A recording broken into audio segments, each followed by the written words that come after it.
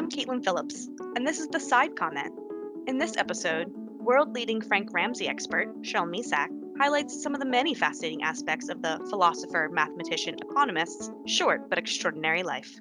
My name is Cheryl Misak. I'm a professor of philosophy at the University of Toronto, and I've just published a biography of the great Cambridge philosopher, mathematician, and economist, Frank Ramsey.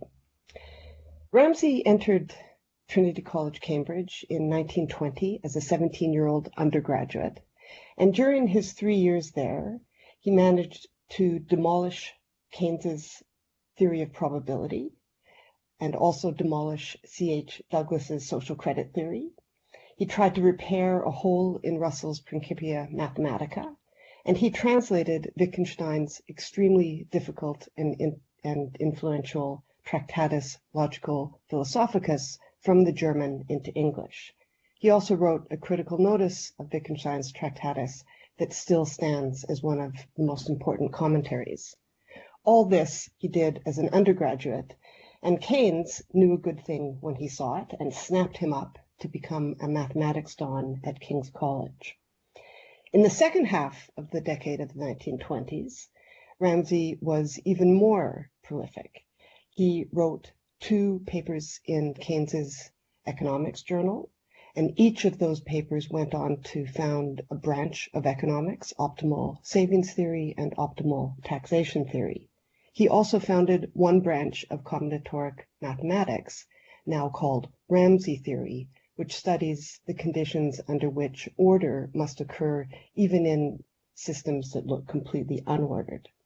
He was just as famous in philosophy, and many innovations are named after him: Ramsey sentences, Ramsey conditionalization, and so on. When he died in January 1930 at the age of 26, he was writing a book on truth that is now getting the attention it deserves. Now, all of these accomplishments might make it seem that Ramsey must have been some hard-working academic swot with no time at all left over for life, but that would be very far from the truth.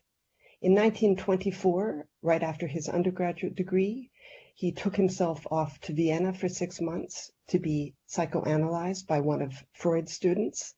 Ramsey had some anxieties about sex, and he went to cure himself of those anxieties. That was a very successful 6 months, and as soon as he got back, he introduced himself to a young woman who had captured his attention before he went off to Vienna. That was Lettice Baker, who went on after Ramsey's death to become a renowned portrait photographer. They quickly got involved and got married, but the marriage was an open one because Lettice was even more committed to the Bloomsbury ideals of sexual and artistic freedom than Frank was. And this open marriage worked quite well for them. It enabled Ramsey to have another great love in his life, Elizabeth Denby, who was one of the most important architects and reformers of social housing in the 30s and 40s.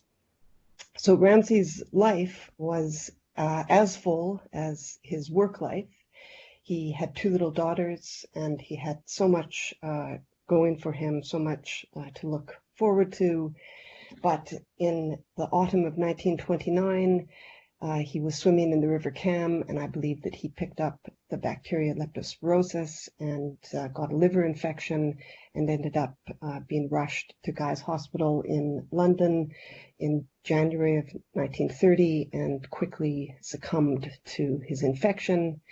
And we are left with a tremendous amount of promising papers and notes that are still being excavated so that we can fully appreciate the brilliance of this young man from 1920s Cambridge.